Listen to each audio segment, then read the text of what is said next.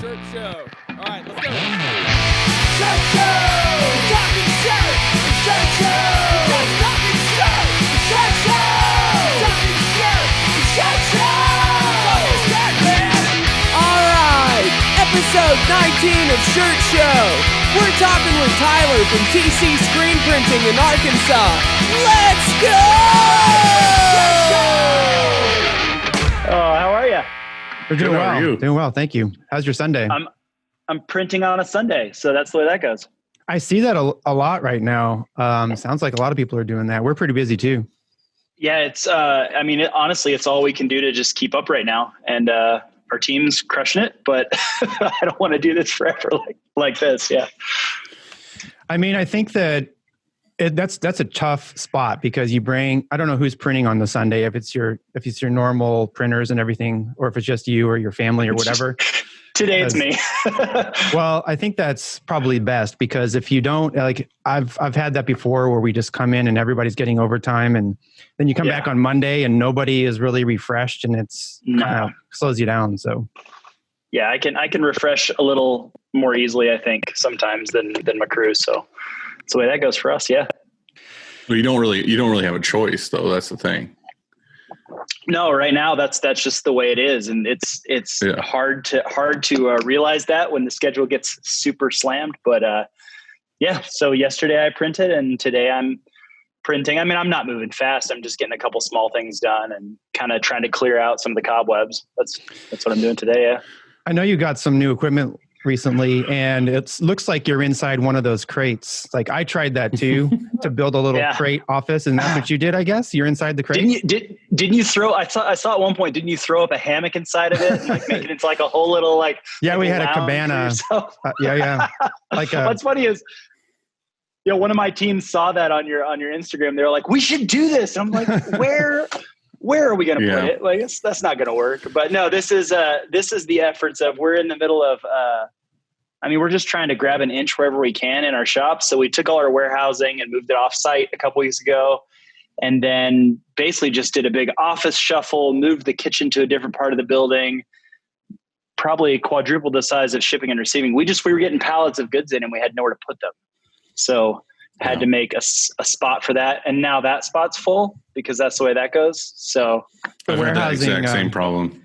Yeah. The warehousing you're doing off-site, how far off-site is it? And it's walking distance, maybe, I don't know, 400 yards. It's not that far. It's down the street. I mean, they still hop in the van to go down there because usually they take a pig ticket down there. They pull everything for all of our like e-com and like corporate ordering and stuff, and then they take it. They bring it all back at once. So, yeah, we try to keep the warehouse trips to 1 or 2 a day, just because that can take up a bunch of time. Is that building that you're in yours, or are you renting it?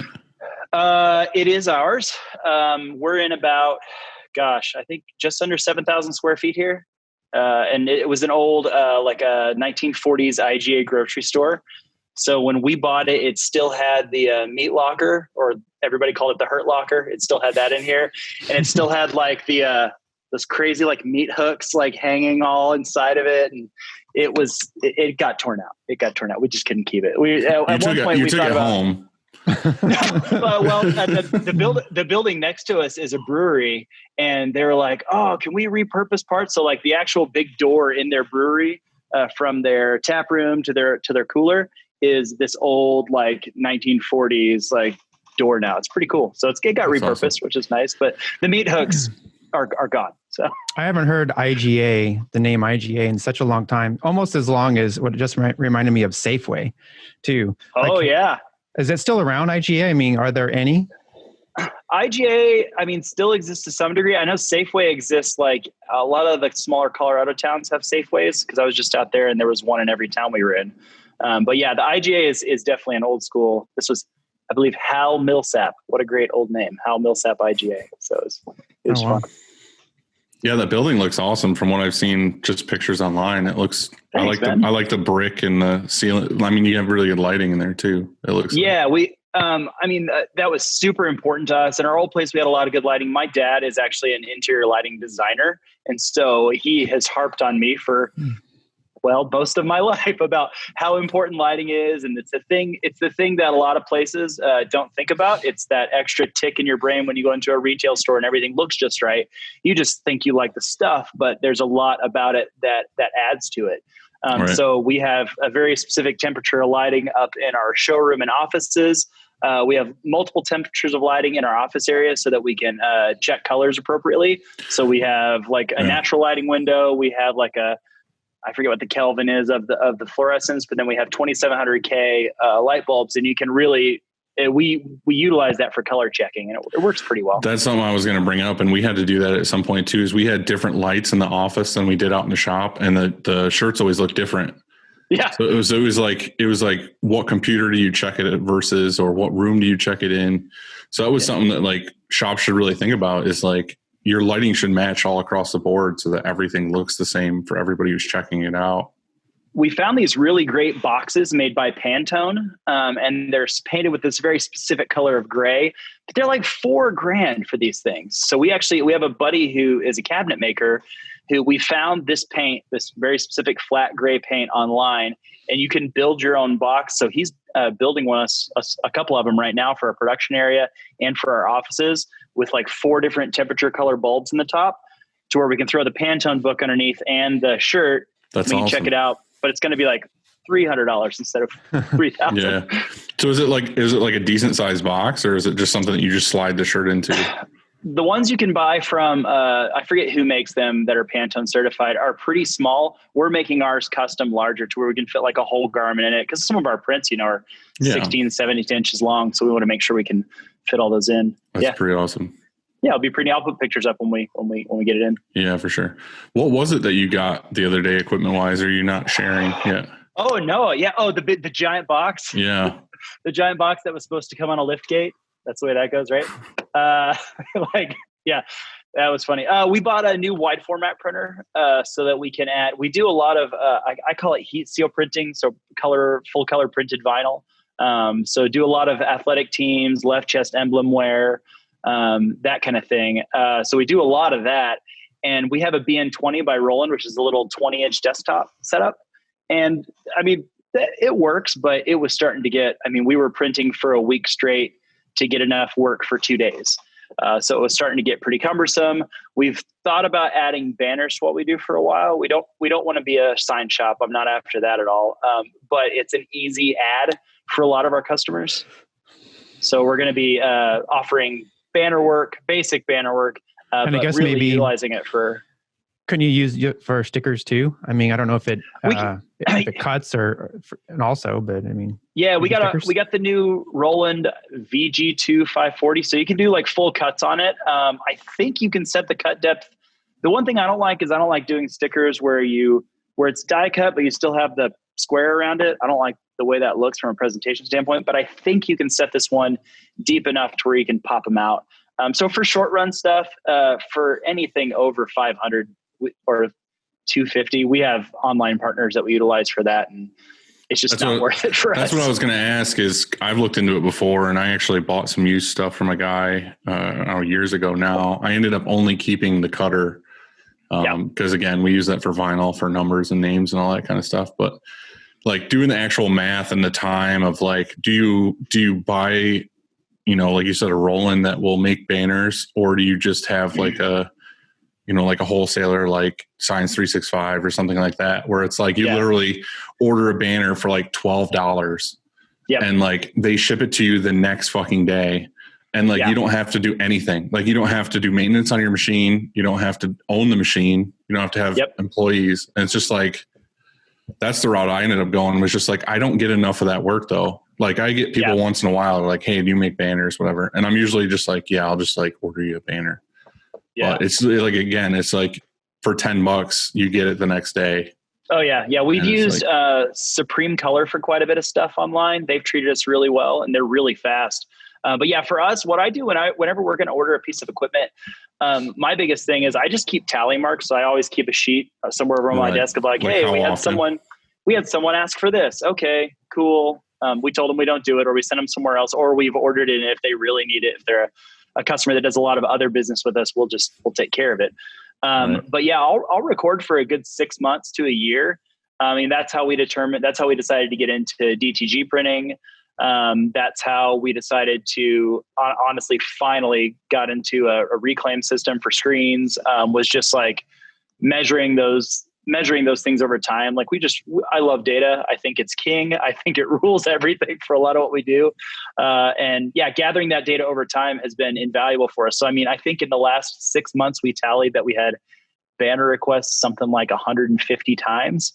And that was just like, T-ball teams, or, I mean, man, if I would have had this printer at the beginning of COVID, when everyone in town needed floor graphics printed up, I mean, we're not a sign company, but man, it got quiet enough. I would have printed floor graphics and installed them for a month, just to, stand here 6 feet apart. Like, right. I feel like the people who had those machines at that time did just fine. There were a ton of people ordering banner. I mean, we didn't do them, but there were a lot of banners I saw around town that were just saying like, we're open. Yeah. Just we're open signs. Just we're open. Yeah. And we're still getting calls for that as things reopen. So You made me feel pretty terrible, because I'm not a data guy. How do I become more of a data guy? I'm absolutely horrible. I mean, I don't know. I don't really particularly like math, but I had this teacher in high school who, Mrs. Reba Seward, shout out to Reba Seward.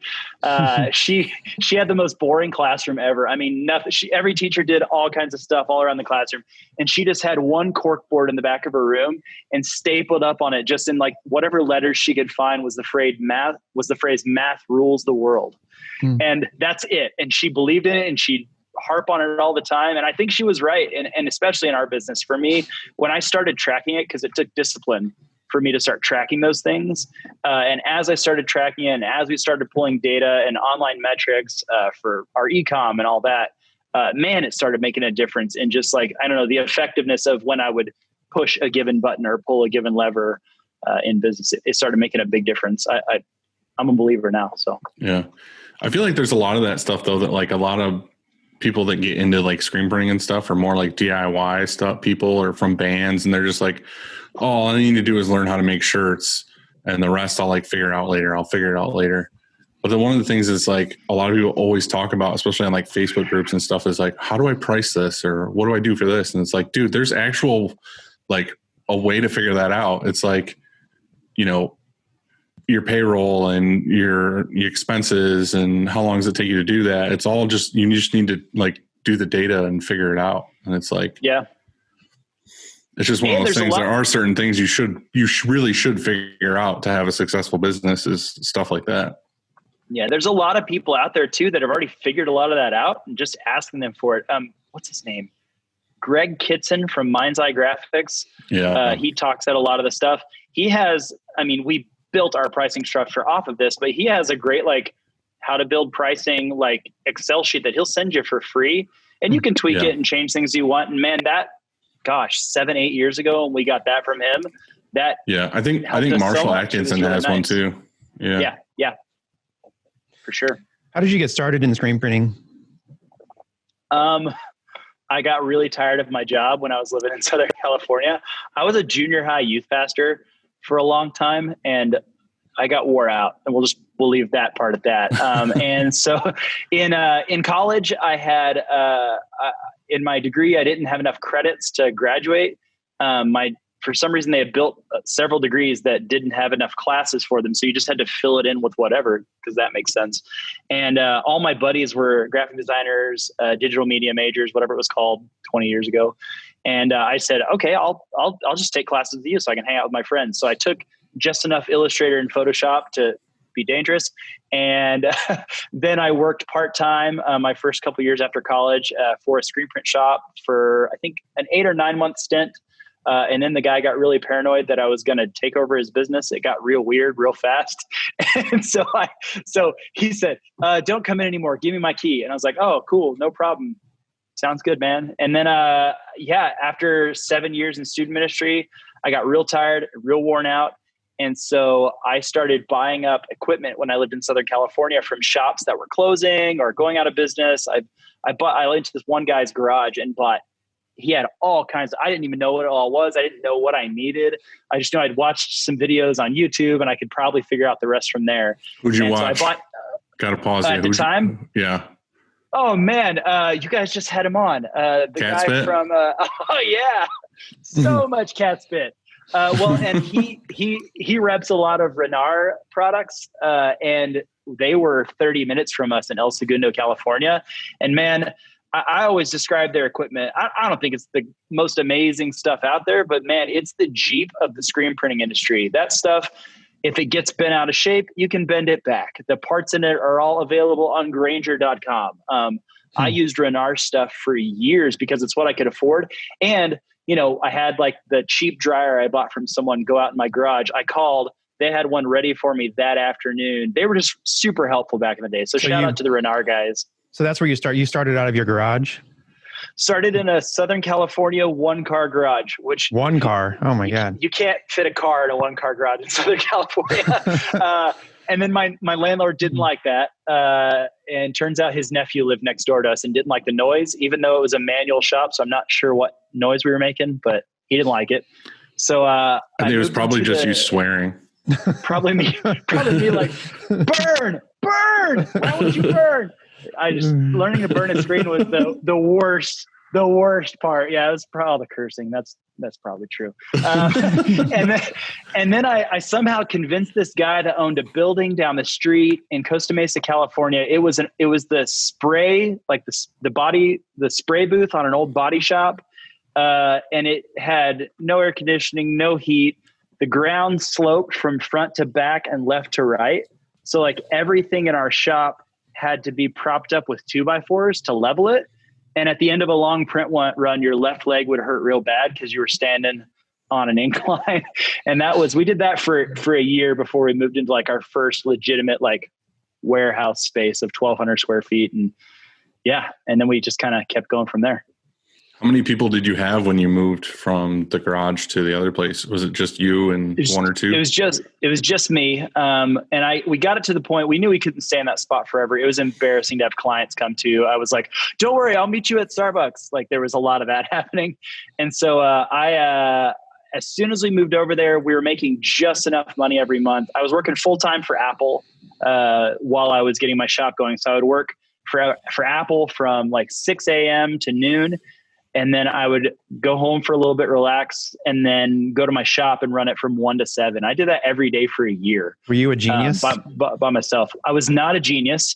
We had a lot of those. I taught, when you buy grandma an iPod or an iPad for Christmas because you think it's a great idea, I was the one that taught grandma how to use it. So I led a lot of their educational programs in our store and helped train new employees. And it was fun. It was an amazing job. The company's fantastic. I can't recommend it enough. So, did you use your your data and your metrics and stuff for when you decided to get a new shop over and over, or were you just leaping?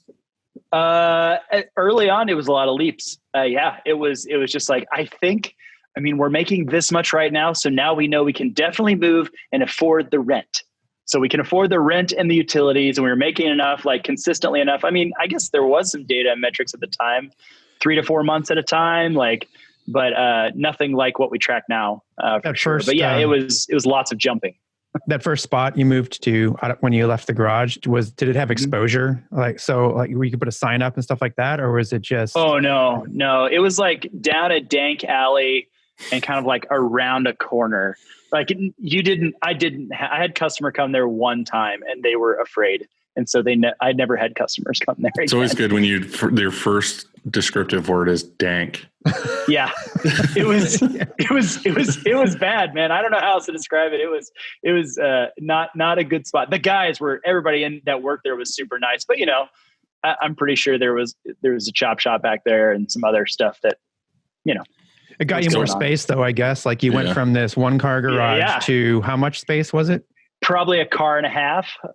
Got us a little more space. Oh, 1.5. You 1.5 times. That's good. 1.5x. Yeah, it was. There was no plumbing. I paid a buddy who was an electrician $400 to come drop in the power we needed, and it was just enough to like plug in a computer and a film printer, and then an exposure unit. It was it was low tech. I mean, one jump above a hobbyist at that. What was the name of the company then?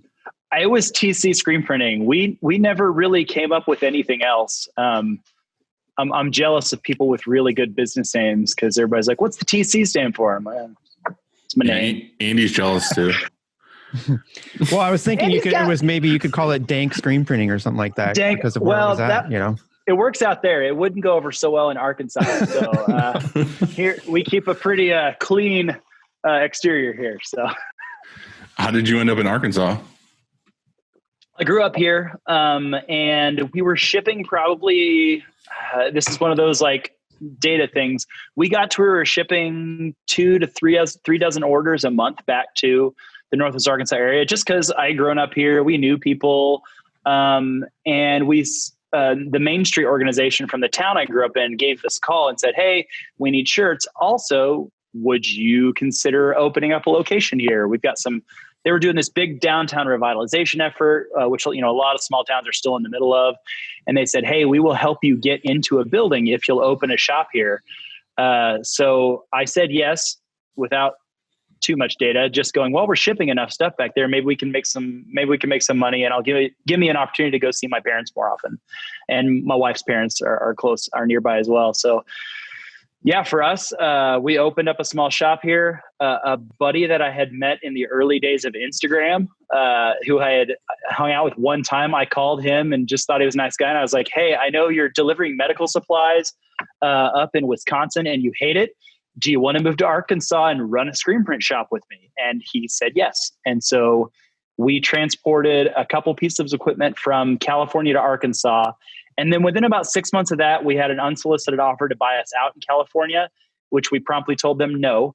And then 6 months later, my wife said, "I'd really like to move back to Arkansas. Family's there. We had our first kid."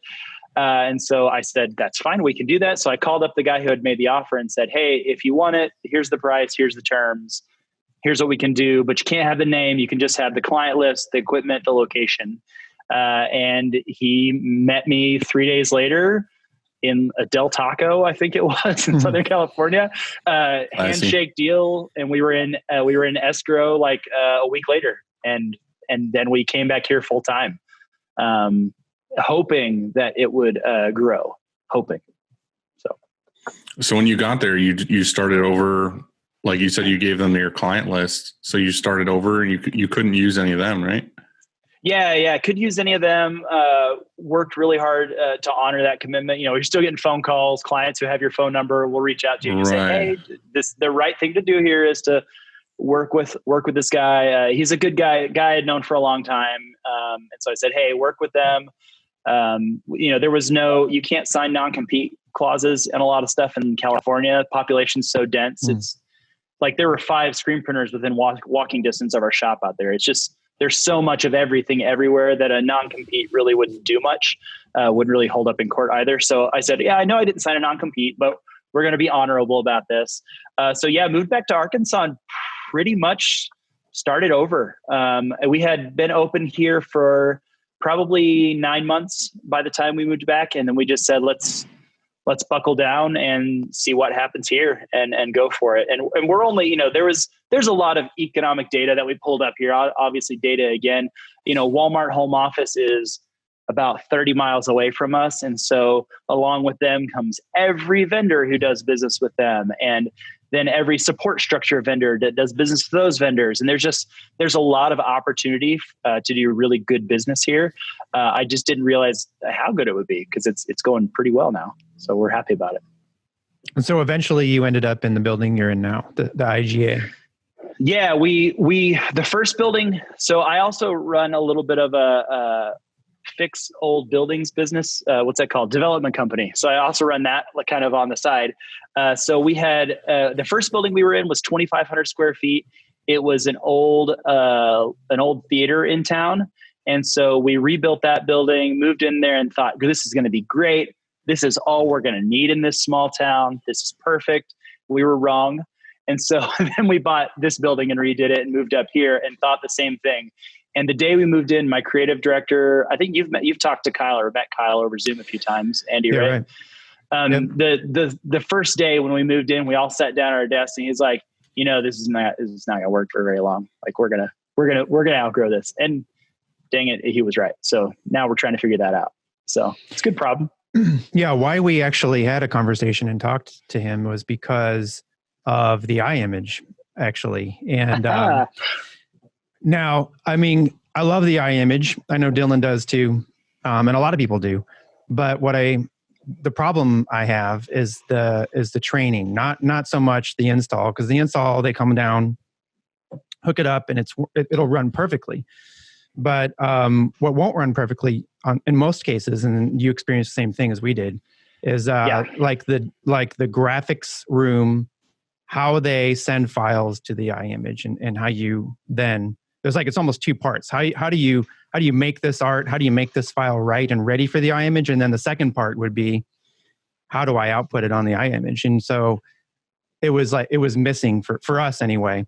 And I think you felt the same way. And so we created. Well, you told me the story that I was getting ready to tell you just through your experience. So we had almost identical experiences with it. Right. And so we created this PowerPoint, or what was it? I think it was something. Can't remember what it was. We created something, and then we did a Zoom call. I can't remember. Yeah. It was awesome. I know I've told you this a dozen times, but man, you guys made all the difference in the world for us on that. And now we use it flawlessly. All that to say, we've got to learn a whole new bag of tricks on it in the next couple of weeks. But you guys really helped us out. It's kind of the missing link there, because basically we got a great install with a knowledgeable install guy, and he was able to troubleshoot a couple problems with the hardware. But he didn't understand the software side of it, and unfortunately just didn't really know much about artwork. And we found ourselves with a very expensive piece of equipment that sat for probably a month before we actually used it, just because we didn't know how. Yeah, well, I put a phone call in, and hopefully somebody on that team, as far as the install team goes, there's like a part two. Yeah. You know what I mean? There's an install of the equipment, and then there's the training on how to use the software. I think that's really important. It would really help out a lot of people for sure. The other part of that too is that they don't tell you, like with the black ink they're using, they don't tell you what emulsions it works best with. No, you know what I mean? Like you need to figure that out. Like you have to test. I remember we tested like 10 different emulsions, and then also too, like as you're testing the emulsion, you have to be like, what's the humidity in my darkroom, and what's, the temperature in my darkroom, and all that stuff. And it's like, once you finally find an emulsion that works with all those variables, it's like, okay, cool. Now this works. Yeah. But it's like, I feel like you're on your own to figure that part out. Yeah. To tell you how backwards we got it is that when we built our screen room, I built it and I was dehumidifying it. I was dumping AC in there, thinking that, we want low, like the lowest humidity possible. You can't have, if it was 0, it'd be great, right? Well, that's not true. I didn't know that. And so the day we, after our install, screens weren't working. The ink wasn't adhering to the emulsion. So I closed off, I tore the AC out of there, and I dumped water all over the floor in that room just to try and boost the humidity, as fast as possible, like with a mop. And then we were mopping the room every like 35, 40 minutes just to get it. Cause I know, cause like there should be like a giant sticker on the fucking box when it comes. And the crap we do. Yeah. It should say, humidity needs to be here. You know what I mean? And so, we were chasing a lot of things, trying to figure out how to make it work exactly right, as quick as possible. And, we got there eventually. So now we love it. I mean, we've made thousands and thousands of screens on it, and it's fantastic. It's everybody's favorite thing back there now. They love it. So now we're just figuring the rest out. So yeah. And you just got a Unicoat. We got a Unicoat, and no one likes it yet, but that's how it goes. It's impossible. Just impossible. Just a minute. So I don't know what it's like for you guys. This is like between us guys here. And everybody else. And everyone, any new thing we do here, I get this general, like, I don't know, man. Like we bought a folding and bagging line, and literally I had people 8 hours a day who run in flip folds for some of our larger contracts. And I was like, no, this will make your life better. Like, I promise. And they're like, is it really that much faster? Does it really? Of course, 3 weeks later, my fulfillment specialist comes to us and goes, you can pry this from my cold dead hands. And I'm like, yeah, because it's awesome. And the Unicoat, we're just like, we're having to get everybody worked into it. They're just not quite there yet. They're like, Tyler, and Dylan, I don't know about you, but from the very first screen number 1. Yeah, we were like, it was like glowing when we got it in. Oh, yeah, exactly. It was like, I ran it. They let it sit there for 3-4 weeks. And we were just so busy that I get it. We're busy. They don't want to learn a new piece of equipment, but there's not a lot to learn. Hit the green button. Yeah, you plug it in. It's the blue button, man. You got to hit. Is yours green? I think our button's blue. I think maybe in the screen room it might be, but it's actually in real life it's green. In real life it's green. No, but yeah. So I ran some screens on it last week, and I came out and I was like, "Hey, man, guys, I just did like 24 screens in no time." And they're like, "Oh, we don't know. There's a problem with some of these." And I was like, there's nothing. These are great. You're going to love it. And this next week is one of those times where I'm just going to be like, well, we're using it full time now. So everybody get used to it. Yeah, I think they could be more consistent. I don't know. I've said this before. I've coated infinity screens by hand and I thought it was good. Like, oh, don't worry. I got this. I could coat whatever. And it would look fantastic. Right. Well, the very first screen I coated with the Unicoat was 100 times better. Yeah. So yeah, I don't know. Yeah. I think it'll be one of those things. Yeah, they're gonna love it. Yeah, they will. And it's been anything. We bought our tagging machine, and they just, I don't know, man. Is it fast? I'm like, it's like 1,000 an hour. Yes, it's faster than you. Like the machine will outwork you. And the thing about the Unicoat is anybody can do it. You know, not just whoever you train, and not just you, and anybody could do it, and it will be the same. You know, so you could coat screens tomorrow morning, and then somebody else on Tuesday and somebody else on Wednesday, and they'll all be the same. And that's when you're putting them on the eye image, and when you're exposing them at certain times, when you're putting them in the eco rinse or whatever, you're rinsing them. Consistency that's where it's at. So yeah. And that's, one thing we're having to kind of retrain, because I told you, Andy, a few weeks ago, we've hired 6 people in the last month, I think, total. And so there's a lot of new people floating around back there, and they're all doing a great job. They all work super hard. They're amazing. But some of the things we're having to get back to the basics to be like, hey, a clean screen is where this starts. So like they have to be actually clean, not just pretty darn clean, because we had some screens that we coated with the Unicoat, and they were like, well, there's all this stuff in it. And I was like, the Unicoat didn't do that. That's because the first part of the process wasn't right. And just kind of reordering all of those important steps with the entire crew. I mean, I know I've seen you guys do it where you pull out the whiteboard and you kind of recenter your whole production operation. We're finding ourselves having to do that again, which is, I thought we had it right, but now we get to do it again. Yeah, that's something like we hired a new screen guy a little while ago, and pretty much I had to tell him like, hey, like, I know this seems like kind of like the bottom job, but it's not. It's actually a really important job, because like if you don't do all your steps right, you're screwing everybody else in the shop up. Like on press, you have to reburn, they have to wait, all stuff. Like you need to make sure that each one of these steps is good. And that's the reason why we got, the eye image and the Unicoat and all that stuff too, is it takes out a lot of the human error. Mm-hmm. The only other thing is cleaning screens, but it's like, just you're trying to make it easier and faster for everybody else. Is that the reverse psychology method, Dylan, where you say, I know the screen reclaim right here seems like the worst job in the shop, but it's actually the best job in the shop. Yeah. You got it wrong. Like right. this really you got it all wrong. Like all these guys are going to be here one day. They're working towards this. Right. Like, gosh. I saw you and I knew I had to put you in front of the line. That's how I do it. It's horrible.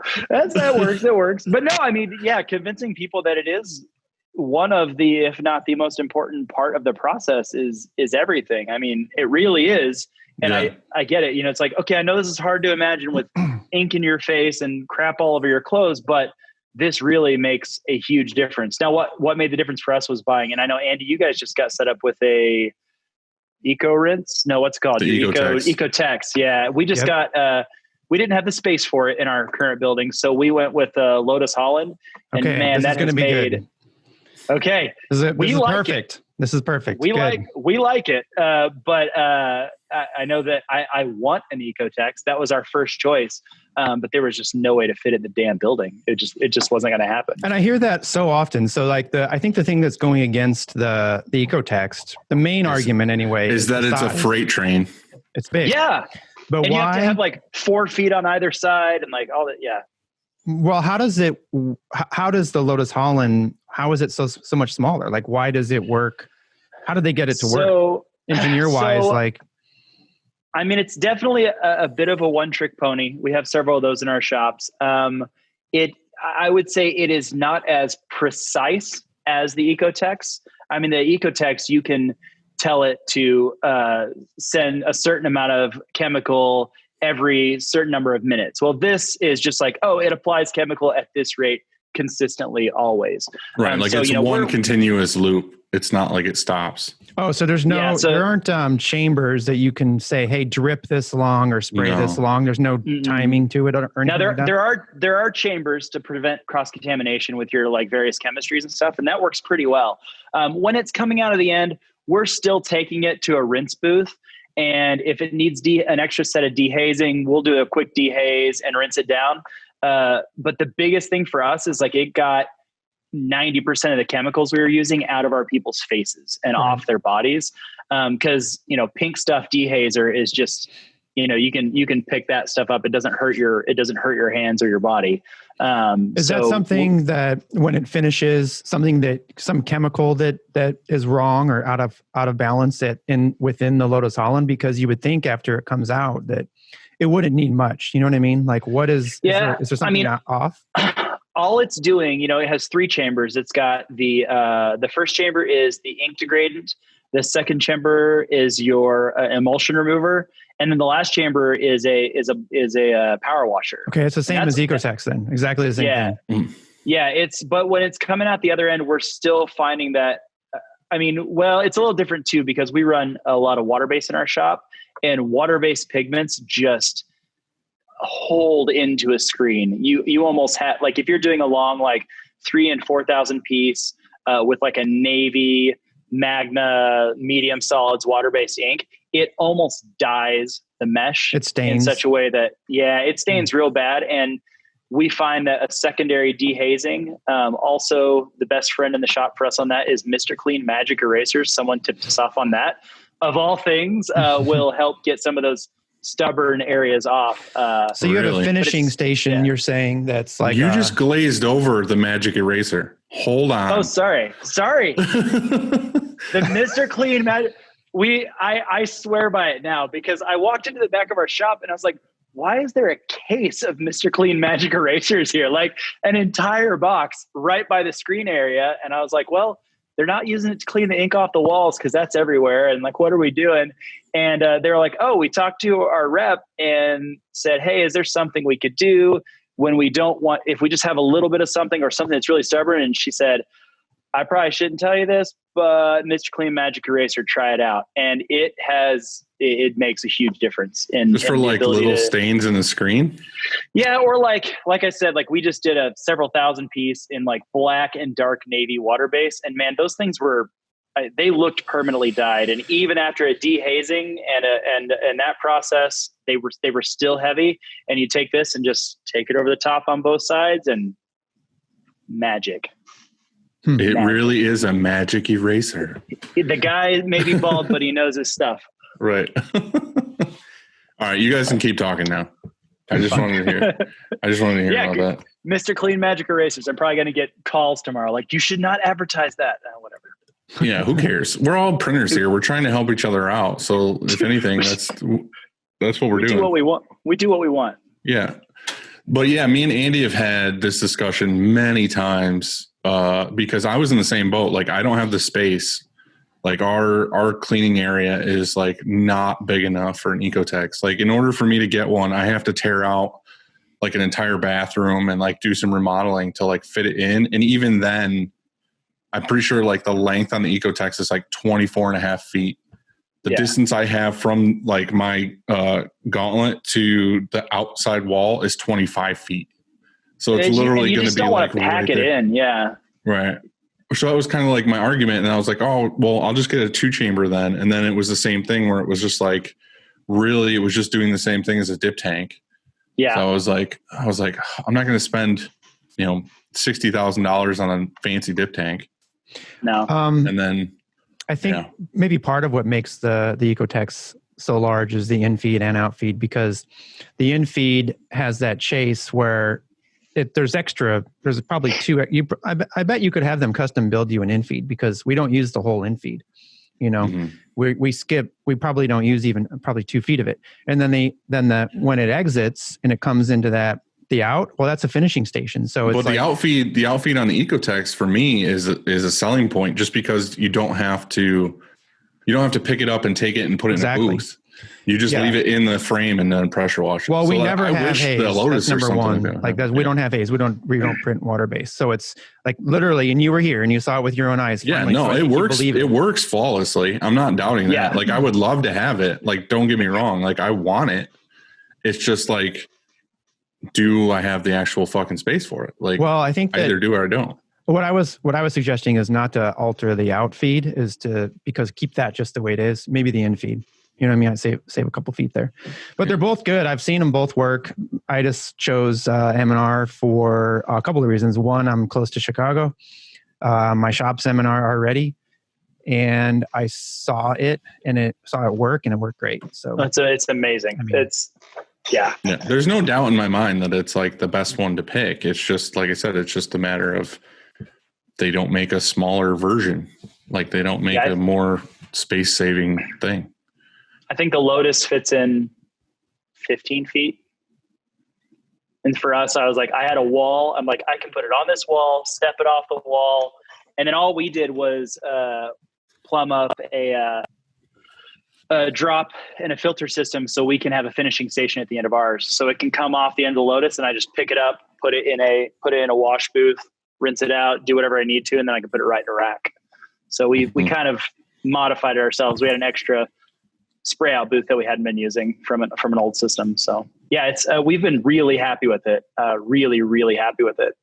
You got to monitor the chemistry quite a bit, but it's great. Yeah, we love it.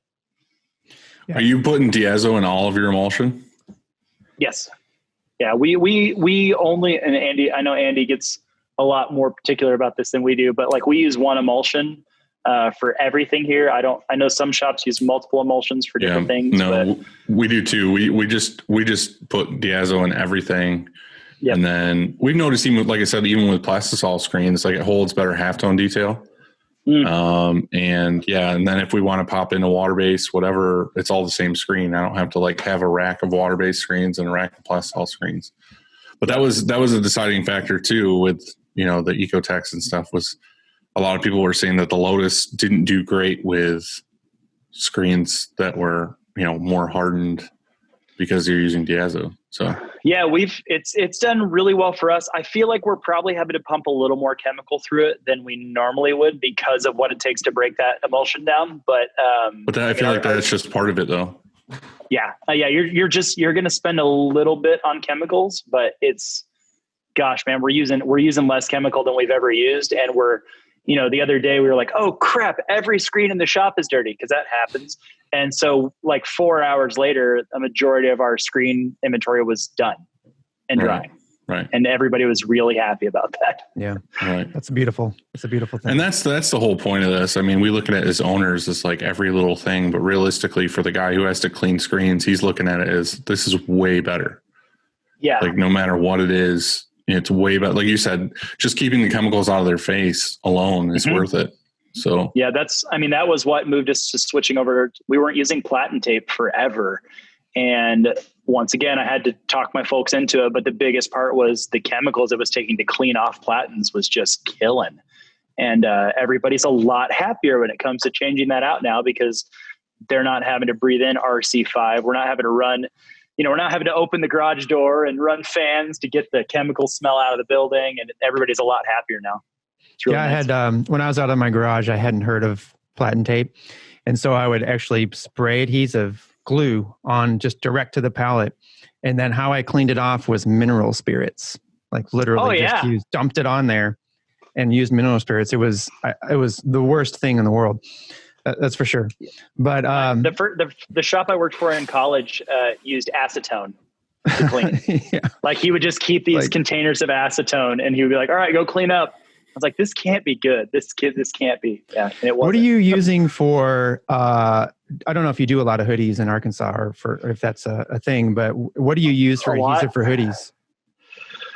Oh man, I mean, we're using. I can't remember. We're using like a roll-on adhesive. You guys are carding it on. I know you're using a little bit different one than we are. I can't even remember what the stuff is called that we're using. Is it water-based or is it? It's water. It's water-based, but they changed the formula of it a while back, like a year ago, and our shop smelled like vomit whenever we would put this on. So we're calling the manufacturer, calling our rep, and saying, "Hey, like I think something's wrong with this adhesive. Like, what'd you guys do?" Top Bond, that's what it is. I think it's by CCI, Top Bond adhesive. And they had changed the formula, and it would smell like vomit going on the platen. And then of course, when everything would heat up, the whole production area was just making everyone sick. It was awful. So apparently a lot of people called and complained about that. So we switched over. For hoodies, I mean, we're using a supplemental adhesive like a spider web or a mist, depending on the type of hoodies. If we're running like French terry, like the loop back fleece, you can just use mist adhesive for that. But if you're using like traditional fleece, like a web adhesive a lot of times. Yesterday I had a conversation with somebody here, and I was like, we've got to rethink hoodies altogether, not just what adhesive we're using, but just how we print them, because it's just that time of year. We print t-shirts all summer, all spring, all summer. And here we are, hoodies started coming in a month back or whatever. And we forgot, you kind of forget. It's just so different, not just what adhesive you're using, but how you print them. And so, for example, right, we usually try to run, if we're going to print hoodies, you want to preheat them. And so, you either, on certain presses, you're going to have to put that in revolver, so your first revolution is nothing but a preheat. And I know Dylan has a hothead. And so we have a roller. So we have like the action roller, which kind of does something, not like the iron would, but it does something. So I'm thinking this, my theory is here's how I want to print a hoodie. I want to load the hoodie on, and I don't know what adhesive to use yet. That's what I'm trying to figure out, because I don't want to use mist. I get it that it doesn't put a web, like, because the web's kind of sticky and can stay in that underside of the hoodie. It stays on the hoodie though. Yeah. That sucks. But mist, it doesn't. You can't really see it. So I don't want to use mist, because it is, like you said, I think it's probably the worst thing in the shop. And so how do we get away from that? Worse than mineral spirits, most likely. But so I want to load the hoodie on. I'm not sure about the glue yet, but I want to iron it. Like in head number 1, I would just hothead it. Head 1. Yep. So it's all of a sudden it's flat. It's done its shrinking or whatever it's going to do, expanding and shrinking. It's done its, you've pre-treated it that way. And then head 2 is my underbase or my first white or whatever it's going to be is right in head 2, because I don't think you need a cool station. Do you, Dylan? Do you need a cool station after the hothead? I mean, does it cool down? No. So pretty much what we're doing is we're doing like load and then flash, because the flash is going to be your intense heat that's actually going to shrink the hoodie. Like if you're going to get any shrinkage, it's going to be right then. From the hothead? Not from the hothead, because the hothead, we're only leaving it like 200. I think it's like 2 to 220. So it's really just like an iron. It's not like it's going to be like so hot that it's shrinking the garment slightly. Because what I want to do is I want to make sure it gets that intense heat first to shrink the hoodie so I have no registration issues. And then right after the flash in the cool down station is the hothead. So the hothead is my cool down station. So flash in 1, hothead in 2. Well, the flash we always keep basically at 2 anyway, because it's just always there. So it's flash in 2, hothead in 3. And then 4 is if you want. White, I guess. No, you would have. Depends on your press size, but like on my Sportsman, we would just let it go around all the way, and then our one revolution is just heating the hoodie, right? But like on the Gauntlet, I can have multiple flashes, so I can do that. I can do flash, hothead, and then on like head 7, I'll have white, and then flash, and then a final white. So I can do it all in one spin. But on the Sportsman, I just do one spin, and then the second spin actually starts printing. Tyler, how are you? Are you water basing hoodies or plastisol hoodies, or both? Some of both. If we water-based hoodies, a lot of times we're having to do a dye blocker base on it, which is really great. We use the Magna water-based system, so we'll throw their dye blocker down, then we'll throw their white base.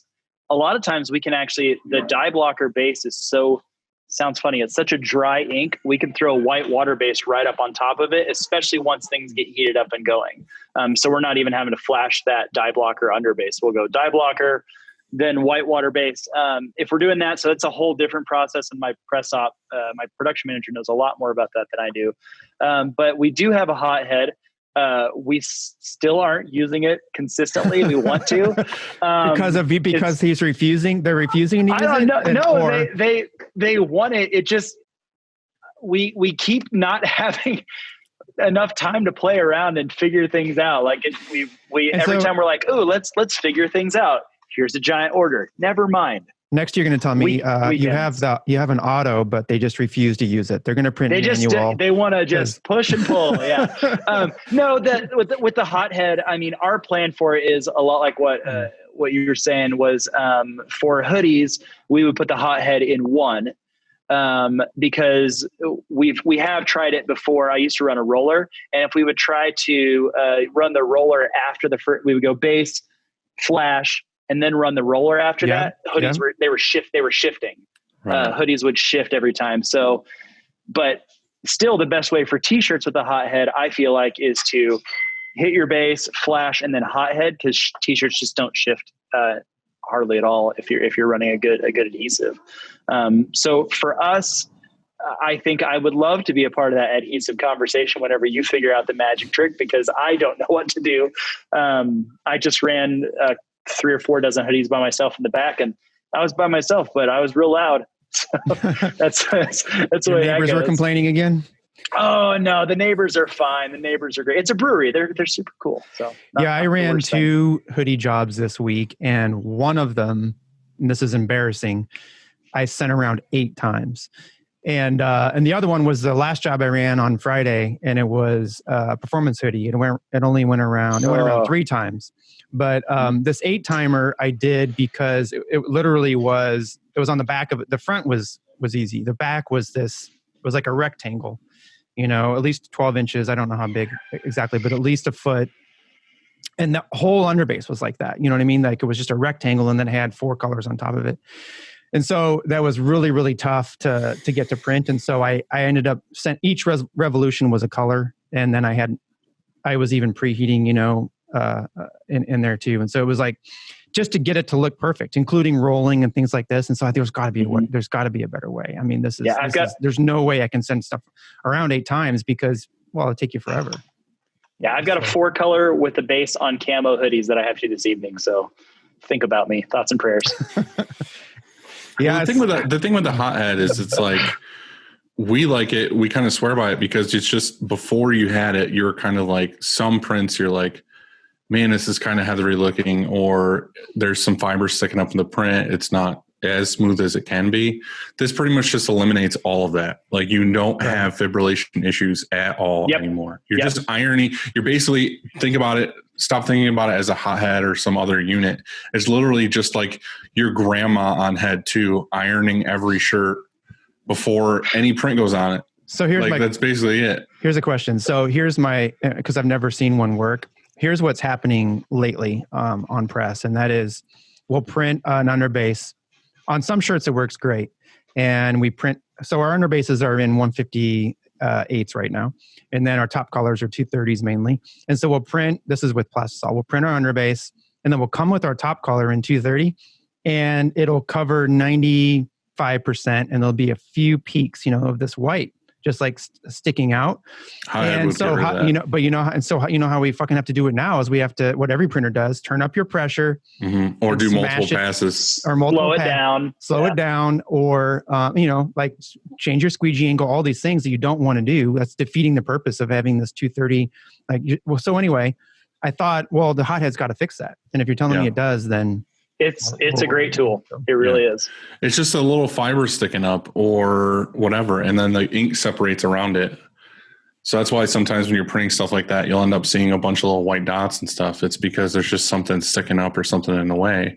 But that's why it's kind of like I said, even with hoodies, we say we do the pre-shrink just because it eliminates most registration issues and gives you a nice soft print. But the hothead also too, like if you do the iron after the underbase and then you smooth out that white, it's going to make your colors or even your white brighter because it's just smoothing everything out. Right. So it's just one of those things. It's like a tool you should just have. Like, should come with the press, basically. Right. It doesn't. I agree. It doesn't take up any more room either because you use it in your cool down station. So it's not like you're losing a head. And plus it pops in just like a squeegee. So it's not like you have to like install it. Like if you need to move it because you need more colors or you need to use that cool down station, you just pop it out. Yeah. The biggest thing is you've got to change the airflow though. That's the one thing is any head you're going to put it in, there's these airflow adjusters that you have to put on the airlines so it doesn't smash it down. It takes it to where it drops down more slowly, nice and soft. Did you have to do that on yours, Dylan? I didn't have to do it on my Sportsman, but I have heard that. Okay. I have a buddy who has one that had to get like some things for it or whatever. Yeah, just little pressure regulators. We just, whenever we have them on 1 and 4, that's the 2 places we keep our hothead. Yeah. So it just slows it down to where it doesn't slam down on your platen for us. Yeah, I had ordered, I would say it was probably February of this year. I ordered a hothead and an extra tri-sync tri-lock pallet because I didn't want to, like right now we have to, sometimes we're waiting on somebody else as they're tri-syncing or we have to walk, 100 yards or whatever it is to get to pick up, because we only have one tri-sync pallet. So I had both of those things ordered and then COVID and we just canceled the order. Because I had no idea what was about to happen. And so we canceled. I got to place an order for one though. It sounds like for 3, if they're that good, they need one on every press, I have one on each press. Every press.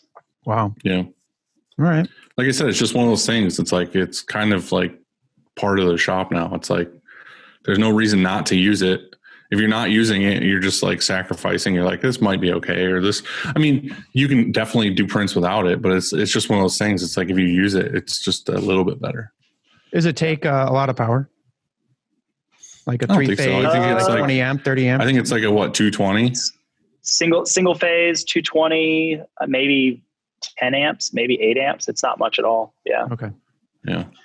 So this was something that came up, and you're a data guy, so I want to ask you, it came up on Facebook this week that I was talking to somebody about is getting your own custom boxes versus reusing like the Guild and whatever boxes that come in. And I had said, because I never was like, oh, we have to get custom boxes. And then my shipping and receiving guy, Chris, was just also like my production manager, was like, hey, we really should get like custom boxes for different size orders because UPS switched from just being like billable weight. Now it's like dimensional weight, I guess is what it's called. Yep. So because the reason why they were doing that is because I don't know if you remember, like a couple of years ago, every time Amazon sent you something, you would buy like a keychain and they'd send you a box like this big. Box. Yeah. Right. And UPS was like, fuck that. We can't do this anymore because you're filling our truck with these huge boxes for like nothing in the box. Yep. So basically they switched it to where now it's, even if you have shirts in the box that weigh 20 pounds, but your box dimensionally multiplies out to be like a 40-pound box dimensionally, they're going to charge you for 40 pounds. Yep. So that was where like this discussion came in and people were like, oh, you should, and it makes sense. They're like, oh, you should just reuse the boxes and like, don't be wasteful and all this other stuff. It's like, yeah, but I can still recycle the Gildan boxes. So but I'm going to have like my own boxes specifically. You print your own boxes or you order your own boxes in? Is that what you're asking him? Yeah. Right now we just order blank boxes in. I've worked with 3 different box manufacturers to get something made for us. And I have yet to find a company like when we order boxes, I've heard that to make it worth your while, you need to order like thousands at a time, 2,500, 5,000 boxes. And I've yet to find anyone that really wants to take care of us on that. I don't know how else to say that. Like I've yet to find a box supplier who I think right now, all said and done from Uline, our standard boxes are between $3 and $4 each. The quotes I was getting from everyone else was $6.50, $7 a box. And I want it because I think, I drove by an office building the other day and a local competitor of ours has custom boxes. And they were all up against the glass on the outside of the building, stacked up in the corner, you know, for giving out to their employees or whatever. But all I could see was their logo all down the side of the building. Well, there's the branding part of it like that. Yeah. Like it's nice when they get a nice clean box and it's got your logo on it. It wasn't a Gildan box that's been kicked 900 times. Yeah. But like I said, it's just you got to think like, if you're buying a box that's like $3 or whatever, and then you go to ship it out with UPS and UPS is charging you an extra like $8 because it's in a wrong size box. Like you just paid for like 4 boxes. Yeah. Like that's the problem. Isn't necessarily that you want the box. You basically want to get a box that fits just as many shirts. Yeah, I think it's both then, right? Box. Because you're going to save money on the right size box. And then also, well, it pays for itself is what I'm saying. Like basically that, and then somebody seeing your logo and placing an order, well, then that's going to pay for more than just itself. Yeah. Right. And I had just done the same thing. Like you were saying, I had a really hard time before we were ordering Uline boxes, which sucks because Uline charges a ton in shipping. Dude, the shipping is another 75 cents to $1 a box. It's the cost of the box. Yeah. So we were doing that for a while and then we were printing them ourselves. And cause I'm limited on space. So I can only order like 1,000 boxes or 1,500 boxes at a time. I ended up finding a guy in, I think it's either New Jersey or Pennsylvania, Columbia Container, who basically like, he hooked me up. Like he was like, hey, and my buddy at Lancaster Print House recommended him to me. And they were the only certain area. And I was like, damn, that sucks. But he's like, have you ever thought about like third party shipping, like FedEx Freight or some other freight company? And I was like, yeah. He's like, it's not going to be that much. We'll just put them on skids and then we'll just add on the charge of like the shipping. And the shipping was way cheaper than Uline. So they printed the boxes for me. Both sides did 1,000 boxes and he figured out shipping everything. I didn't have to do anything at all. And they just showed up here. And I just were they a box whatever it was. They're a box manufacturer. Okay, I was like, you're not shipping from Uline to them. Okay, no. They're the manufacturer, and they printed the boxes, everything. So no, that was great. But I've also heard too of people getting the boxes that I guess you can break them down. They have like different levels in them, and you can break it down. I've seen those. You buy like one box, no matter what the size is, and then you just break it down to fit whatever size order it's going to be. So I was like, shit, I wish I did that, but. Yeah, we get like 4 different size boxes. So there's like a box that does like a 25 piece order, a box that does a 50 piece order, a box that does somewhere in the middle, and then like your 40-pound box, like your standard, double wall. Yeah. So, anything under 100 pieces goes in one of those different boxes. And then if you have like 1,000 piece order, obviously it's like 10 40-pound boxes. Mm-hmm. But yeah, it's just money saving wise, UPS, it makes so much sense. Like you are saving a ton of money by putting it in the right box. Yeah, we still don't have our own shipper account. We kind of got lucky. There's a small private college here in town, and their mailroom is open to the public, and so we ship nonprofit. We ship nonprofit rates out of their mailroom. It's great. So we're paying for like a 40-pound box, like your 12 by 18 by 24 as our standard box. I think they cost us less than $10 ground to ship out. So that will probably come to an end eventually. But so far, 6 years in, and they haven't. Well, you're doing a lot of local stuff though, right? Like you're not shipping a ton of stuff. A lot of local stuff, and then our larger stuff is all wholesale clients who are sending a truck, and we're loading it. We're putting it on pallets for them, and then dropping it in a truck. That's the majority of our business is these longer run wholesale orders. So yeah, see, my every order, no matter what, very small amount of orders is local. So every order we have ships. Yeah. So that's what I mean. It's very important for me to look at those numbers because every order that comes in, every order that goes out is getting shipped in a box. Makes a big difference for you guys. Yeah. Yeah. Yep. I noticed you have a shirt club. Yeah. What do you want to know? Because it's an adventure. How does it work and why? How does it work? How'd you get started? How'd you get started? And do you make money? Yes. Backwards. Yes, we make money. We were doing a lot of corporate work for Hallmark Baby was a big client of ours. There you go. Are we sponsored by them today? We're trying. We're trying really hard. We're hoping we get a free bottle a year. Ooh, look at that. No. Yeah, that's what's Jameson. in this. This is an iced tea. Well, you've got it too. Very nice. Very nice. Looks like tea, but we just refilled it with whiskey. Yum. Just whiskey. We're just drinking the entire bottle. This is my cup, right? So there you go. So we were doing all this Hallmark baby stuff. If you were ordering a custom baby blanket for someone anywhere in the world, we were the contractor with Hallmark for that. We would embroider names on it. So we were doing thousands of pieces a week for Hallmark. It was a super sweet little gig for a while until Hallmark shuttered that entire division of their company. And that was a bummer. Hold on one second. I have a buddy, Zach Newton, who's a designer. He's like one of the main designers at Hallmark. Oh, right. And I had him in a podcast, and he was saying that at one time he ran the Hallmark baby Instagram. And it was like a big deal. And he's like, he's like, one day they just came in here and we're like, we're shutting it down. Done. Like there was no decision, whatever. It was just like Hallmark baby's over. And it was like, it's just funny that you say that, like, yeah, this is a great gig. And then all of a sudden it was over. Cause he was like the exact same thing. He was like, I had this sweet job. And they were basically like, this is done now. I want to know like what happened where they were like, well, I just don't, if for a company like Hallmark, what are they? A couple $2 billion a year in greeting cards, right? They're trying to figure out how to make money on anything that's not cards right now, because that's just the way that's going. And, it doesn't matter if a division of their company is doing 10, 15 million a year. That's not moving the needle for them. So I think while it was doing really well and they were doing a lot of business, I just don't think it was enough. And they were like, shut it down. You needed to show them some data. We were showing them data. We were super efficient. We built up our whole embroidery department to support them. Luckily it was all paid for because it was good business for us. We had a bunch of single head embroidery machines, had developed this whole process. They had 36 colors that we had to keep in inventory. It was complicated, but our folks had figured it out really, really well. They were super quick at it. Come from November to December, our embroidery department was working 50, 60 hours a week just to get Hallmark baby out the door. That's all they would do all day, all week. So that went away and there was a void.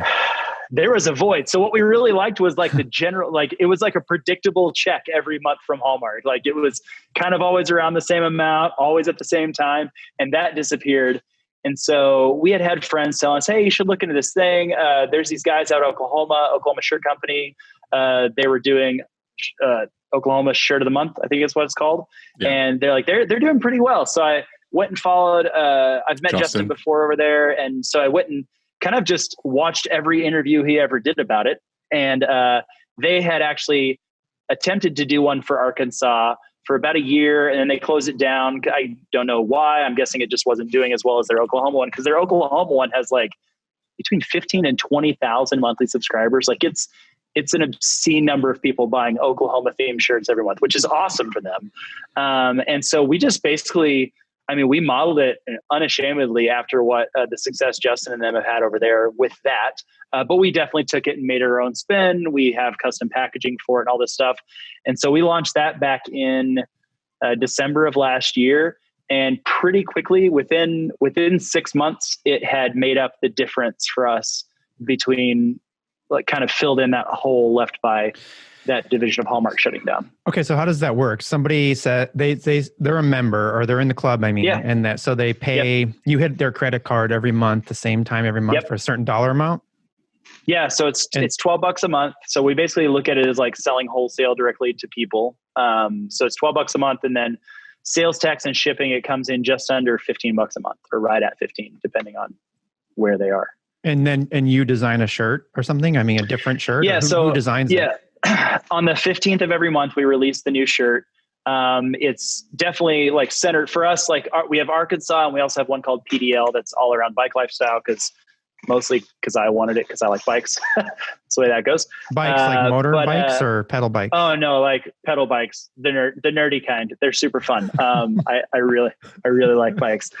So basically they sign up, and they can cancel at any time. So there's no long-term commitment. They can, like, if they see the next month's shirt, they can even email us and say, hey, pause my subscription for this month. I'm not really into it. Most people we found don't exercise that. They just go, oh, if I don't really like it, I'll give it to a friend or family member or someone, or they just hang on to it and they learn to love it. I don't know. But yeah, our creative team gets together once a month and says, hey, do we want to do something seasonal? Do we want to do something featuring one of our great national or regional state parks? Do we want to feature, state birds, like any of these things? And then the creative director and team goes after it and concepts a bunch of stuff. They're usually pitching that by the 8th or 9th. It's usually completed by the 10th, and all the social media assets are ready to launch by the 15th. And then we launch it and push it out through advertising on Facebook and Instagram, and try to get as many people to sign up as possible before the 1st. So how did you do that when you first started? You were like, all right, I'm going to do a shirt of the month. How do you market that right off the bat? Because it's just like a clothing line, basically being like, hey, this is what I'm going to do now. You just put it out there as hard as possible. Yeah, we put it out there as hard as possible. I mean, obviously, the people that have been telling us to do it for a long time they were the first people to sign up. Like one of my best friends, Tony, he was the first person to sign up. So you're going to get the family and friends that sign up right away.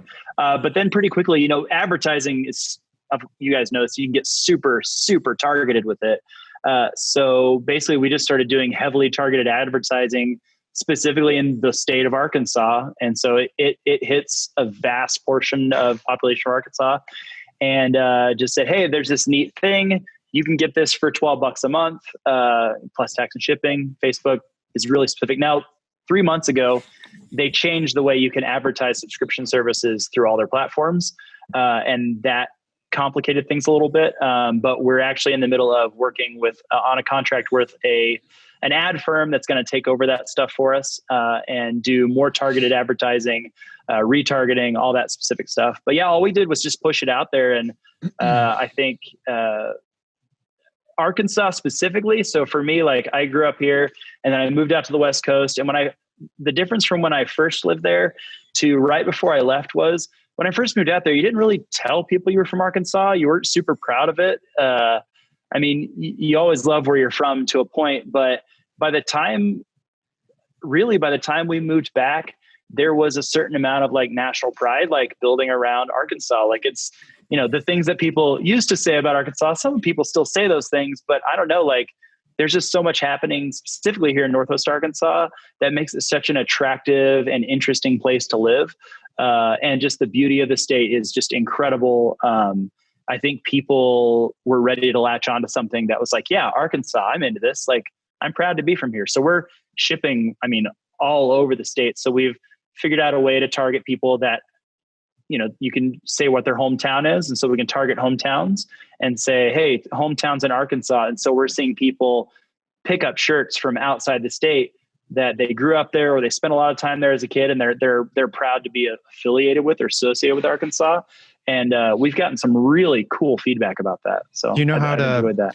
Have you got that technology where if somebody says the word Arkansas near their iPhone, that now you can send them an ad too?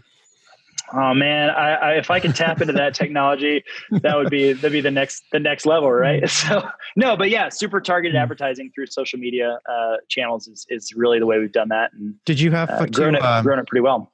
Did you have to hire somebody? How much time do you devote to that? The whole club? I mean, did you just hire somebody to manage it?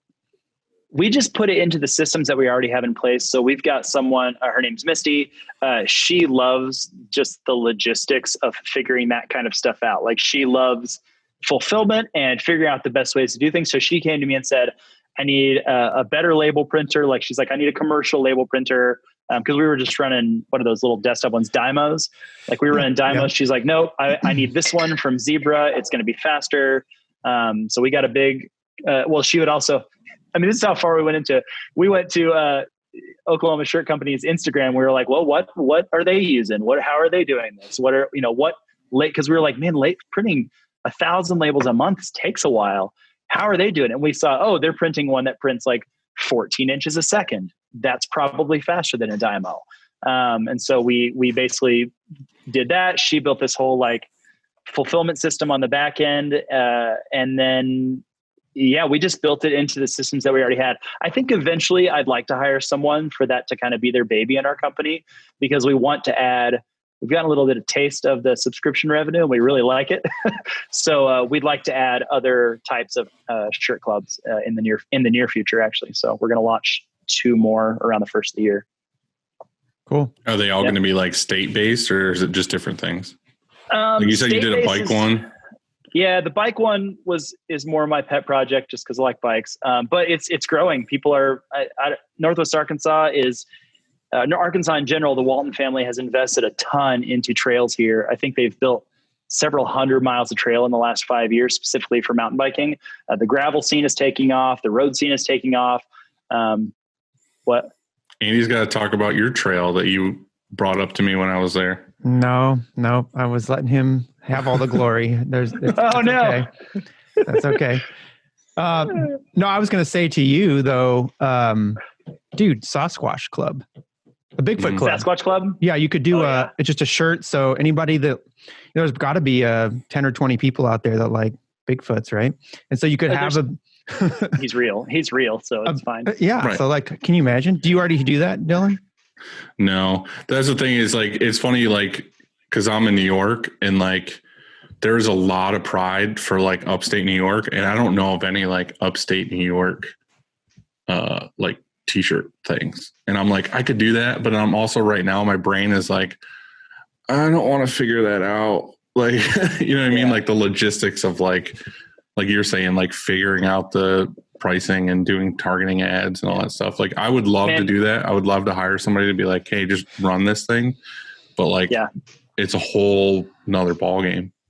Yeah. It's just when the revenue starts building, when you start getting to that few thousand subscribers a month, I mean, it's largely profitable because we just run it through our generic systems here. We run it through our same ordering here. Like it runs through all the same systems that everything else runs through here. Right. So for us, it's just another order for us. And we already do like e-com fulfillment for different clubs and organizations and companies. So for us, it just kind of drops in under that. And it runs pretty effectively every month without really changing our systems. And you're not going to have 5,000 members the day you sign up. You have a chance to experiment and grow it as you go and change your systems can morph a little bit along the way. You don't have to have it all figured out. The guys that did 37 Signals, they wrote the book. I forget, it's called Rework. It's a great book if you haven't read it. But they launched their software called Basecamp. They launched their software. Oh, and I just got a new subscriber. Hooray. Popped up on my iPad. Like literally while we're on here. This isn't live, so I don't know how that happened. I literally I got a new subscriber while that happened. That's quite funny. No, but Rework, they didn't know how they were going to bill their clients, but they knew they needed to launch their software. So they said, hey, we know we're going to bill in 60 days. So they launched their software, got everyone to sign up and they knew what it would cost. And then they had to build out the billing software on the back end, but they had 60 days to figure it out. So for us, we got it going because we know we can put out good design. We know we can put out good packaging. There's always swag in the bag. We knew we could do all that stuff, but growing it and making it like a working part of our team, we knew we had time to figure that out. So that's the approach we've always taken on that kind of stuff. Yeah. What do you use for like charging their card once a month? Do you just have like a subscription service that does that or? Yeah. Shopify has a number of plugins you can utilize. Recharge is one of them. We use a thing called Bold. I think it's called Bold Subscription Services. Super clean, super simple. Pretty basic back end that's easy to go in when people change their credit cards or need to change their address. We just utilize a Shopify plugin. And that's and it's basically like a pre-order store. I mean, you're not pre-printing stuff and then fulfilling your your orders. I mean, when they sign up, they say I'm a large or whatever they say. So you know how many of each size, and then so it's just basically you run a few extras in case there's a hole or something. Yeah. Or?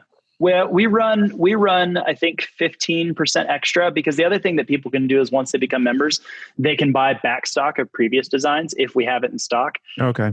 And that's been a really great way. We've utilized that as a way to attract new people because they're like, oh, I wish I would have been signed up in April.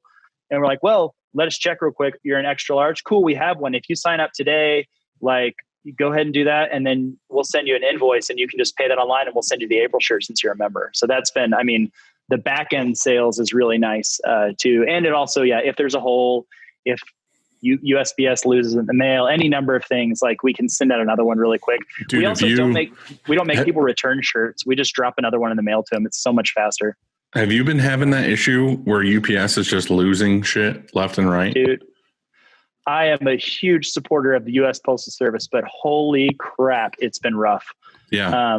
We've lost, or things we'll ship it. Like most people are here in the state of Arkansas. The longest ship time is 3 days USPS by first class mail. And they're not getting it for 10 to 12 days, which is a real bummer because we like how quickly things get to people. Like that's a really nice feature. And it's been poor. I just know they're going through it right now. So like, that goes out to them. The hard part is like, we're doing fulfillment and stuff for like some of our customers. And, we'll do like a pack list or whatever.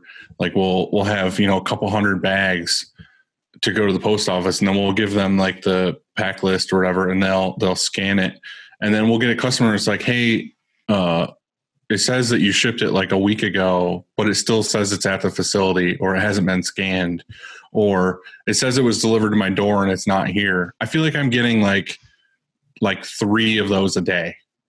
Yeah, we're getting more than we used to, for sure. Yeah. And I'm just like some of these items are like hoodies that have like multiple location prints, and it's like, I'm not just an extra. Right. Like I'm just supposed to eat that and then be like, the problem is I'm like doing prints like once a week. So like if that customer is like, hey, this just never showed up, or this is gone, or whatever, UPS or USPS ate it. Like I have to be like, all right, well, next batch we print, I'll send you another one. But again, like I said, it's like a $20 hoodie cost. Yeah. And then shipping it is another $10. And it's like, it's every day now. The fulfillment end is definitely like, has been a little bit of heartache specifically like during COVID. It's been rough. Like fulfillment has, cause we always guarantee if your online merch store closes and we ship it all out by X date, and we always hit the date. Like we hit the date, but then stuff just doesn't show up or says it's just makes like you exactly look what you're bad. saying. Yeah. It makes you look really bad, but there's like, what's our alternative? To ship everything FedEx? Like we can't afford that. Like that's not going to work.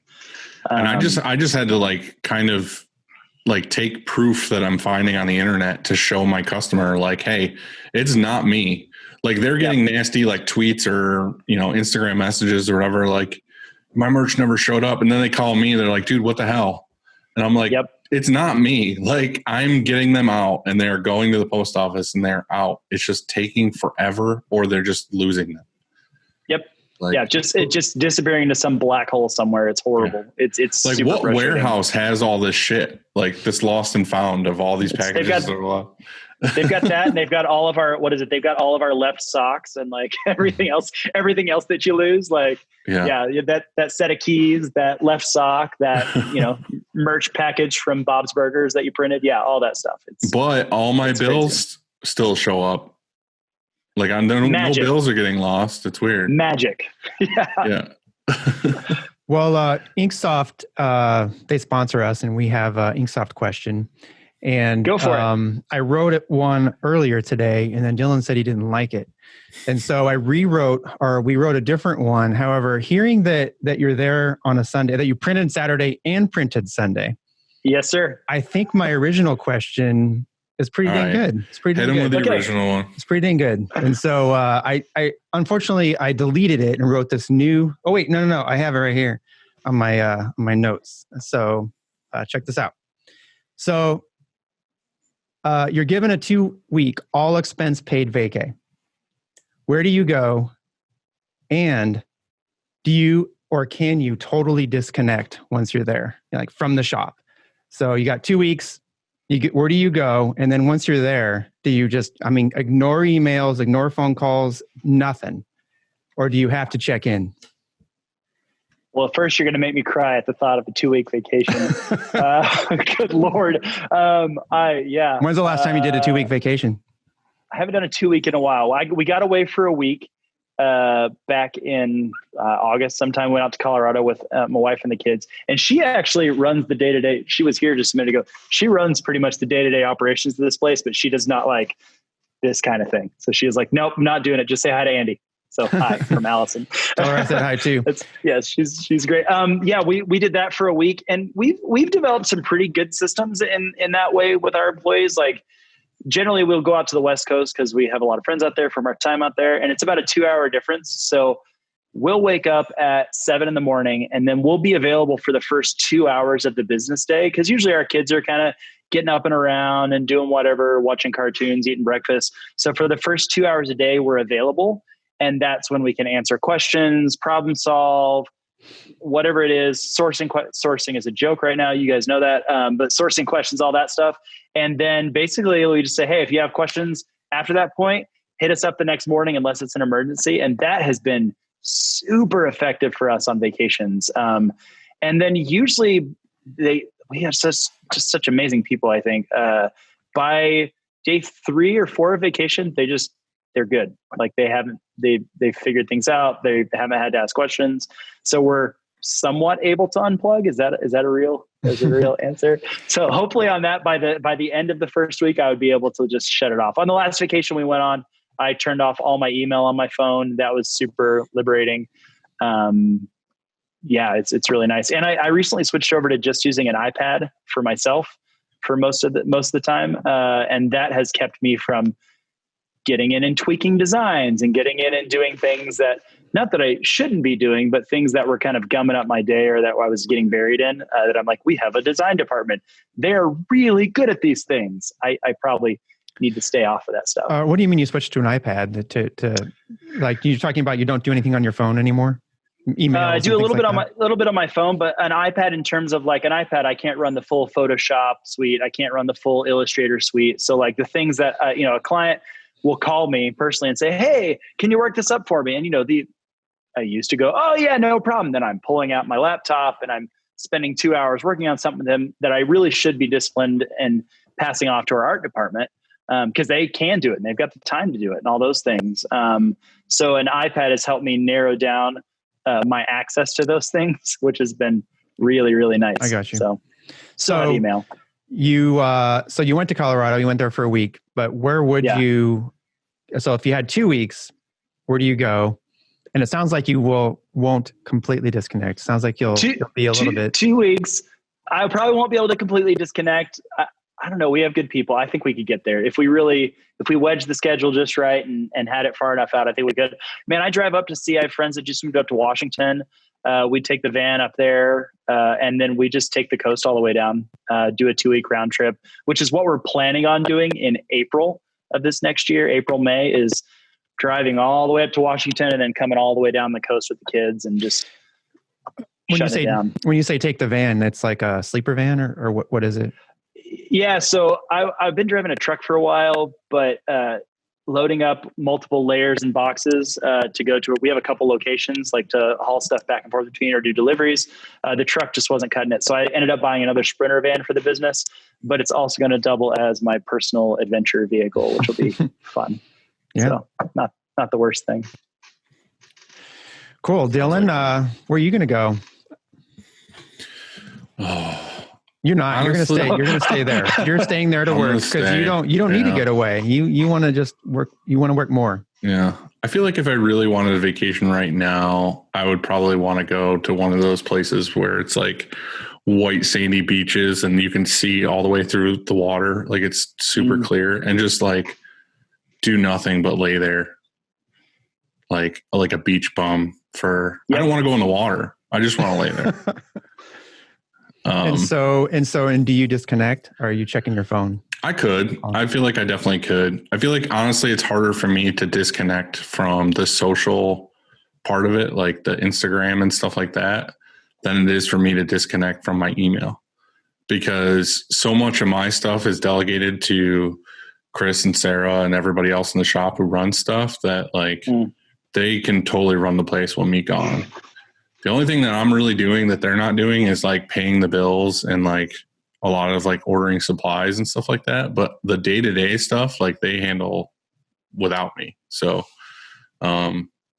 I feel like I could, if I told them straight up, like, hey, don't fucking call me. Like I wouldn't hear from them for 2 weeks. And on what day do you guess that you would start to miss it? You know, like all of a sudden you want to call them and I would want to know in the shop, you know, like I would want to know what's going on all the time just because like, I'd want to know like stuff. But like, I feel like if I was forced to just be like, no, I need this vacation. Like if my stress levels were here, I feel like I would just be like, all right, like I have to do this for my health or I'm going to drop dead. I feel like I get there once in a while, like something happens or we're in a project or something I just need to get away from. That's where I'm just like, okay, like I can't think about it even though I want to. I guess I asked. It doesn't happen that often. I asked the second part of that question as far as disconnecting for a reason, because for so many years we've done little 3-day, you know, weekend vacations or 5-day vacations, and then we grew to 7 days and things like that. but on all those, we never truly disconnected. I was always on my emails. I would take phone calls or, you know, customers text me and things like that. And I noticed though this last time or 2 times ago, we truly disconnected. I mean, we were really out there. We were in the desert, first of all, so it's hard to get a hold of us. But second, you know, for an extended period of time, more than a week, I really didn't do much, like zero. And it was a whole nother level of there was a lot of growth actually in there, you know, because so every single day, I always think about the shop. You know, you can never truly leave it. There's always something. Like I have so much going on. Like tomorrow, I know Monday morning I can come in here and it's going to be like nonstop action, you know, and whatever it is going to be nonstop, like plus some. It's almost to like 1 step forward, 2 steps back. You know, there's going to be so much going on. And so I'm always thinking about that, you know, and it's hard to get away from that. And, but I forced myself to in January, and so glad I did. I learned a lot from it. And it was really tough. It was tempting. You know, sometimes I'm like, I just want to check in. Like, how is everything still okay? Or what do you need? You know? And I feel like at least once a year, I'm in a situation where I have to disconnect though, because we go to the Adirondacks and there's no self-service. Nope. So like, I don't have a choice. Like I can't look at my phone or do anything because it doesn't do anything. That's kind of like him with his iPad. You know, it's limited to, he can't work on art. And so you need to actually like, even if somewhere. I want to, I'm that guy in the movie, like walking up a mountain, like looking for service to like check something. Cause like, there's literally nothing. There's like nothing opens. It just spins. It's like, that's the house we were at in Colorado. Yeah. Yeah. You just kind of go crazy at a certain point. Right on, man. So is the announcement now that we get these vacations, is that sponsorship today? Or wouldn't that be cool? You get a vacation and you get it. Pure Leaf, you hear that? Sponsored by Pure Leaf. Pure Leaf is going to give us a half-day vacation and 5 bottles of iced tea. Yep. Pretty big deal. It's a pretty big deal. You're welcome. Fine. Well, I mean, Andy, how are you guys? Are you guys doing well? I know that it's been a build up for everybody else after, you know, you and I have talked a little bit about that. Like, I know you guys are slammed right now. Do you feel like it's back to normal for you guys? Whatever that means. Back to normal, I would say, no, I don't think normal, but really close. But only recently. I would say the past 3 weeks. Yeah, 3 weeks. It feels like October 2019. Mm-hmm. For sure. It's that busy. And we actually have we're one down of the same amount of team. We're only one short. And so, it feels really, really close for the first time. And I always said as we were building back up and we were, you know, lots slower, that, I don't care. I'll never complain again. I don't care how fucking busy we are. We're good. But last week was pretty tough. You know, I was like, it could be not quite this busy. I'd still be okay with it. Last week, there were tears here at TC. There were tears here too. There were tears here too. Yeah. You know, it's crazy when that happens too. Like when it actually goes to tears and you're like, wait a second. We're just a t-shirt shop. You know, like we print t-shirts. Just a t-shirt shop. That's what we're doing. I started this because it was fun. Like I really liked doing it. So how did we get to we're crying? Like, this isn't right. I feel like I feel like I want a Tom Hanks. I want a Tom Hanks right now and be like, there's no crying in screen printing. No crying. Yeah, it's fun, isn't it? Yeah. Like, why am I sitting in the employee break area with a White Claw crying by myself?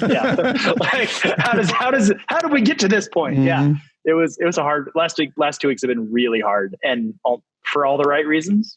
I don't know how else right. to say well, that, true. I mean, there's truth to that. You know, you want the opposite is worse. You know, I think there's a lot more tears. March. Yeah. In March we had 2 days where we had 100K in business cancel in 2 days. Mm-hmm. And that was the darkest of days. It was, I thought we were done. You brought the meat hooks back out.